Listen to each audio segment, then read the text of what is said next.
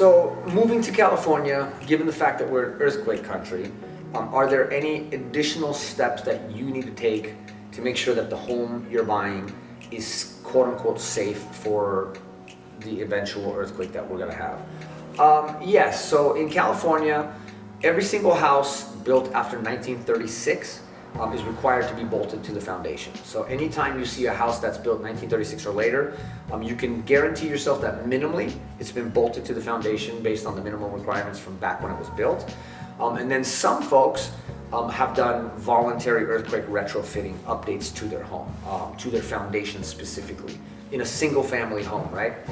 Those upgrades or those retrofits include additional bolts to the foundation. Sometimes if there's a cripple wall is a wood framed wall between the foundation and the house itself.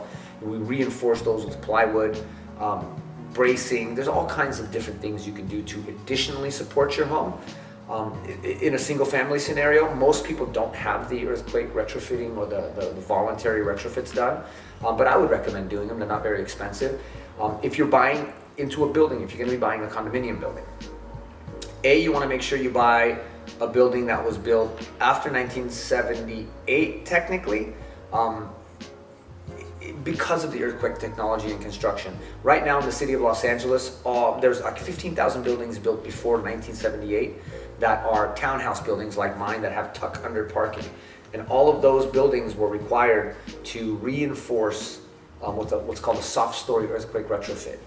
So if you're buying a building that was built prior to 1978, if you're buying a condo in a building that was built prior to 1978, you need to check with your agent and your local ordinance to see if there's a mandatory soft story retrofit in place for that building.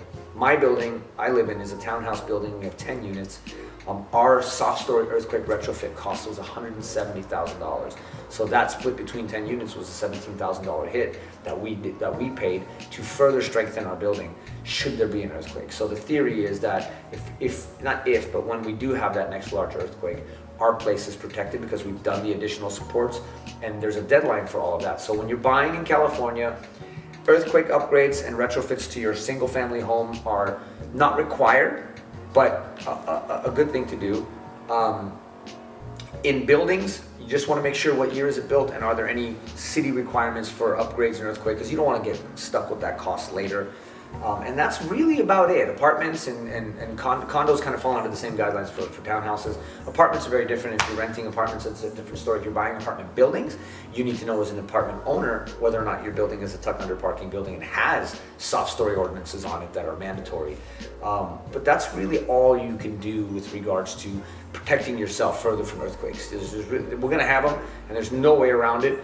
But just reinforcing your home, earthquake retrofit upgrades, and things like that, the best thing you can do. I mean, the best thing you can do is to make sure that your house is upgraded and protected so you don't have the major expenditures of the major damage should something happen because you didn't do that. So it's recommended, but you know, it's hard to spend an extra $6,000 retrofitting your house when you're buying a $2 million house and you have to spend all that money. So it gets put on the back shelf sometimes, but I think it's something that should probably move up to the forefront a little more because it's only a matter of time.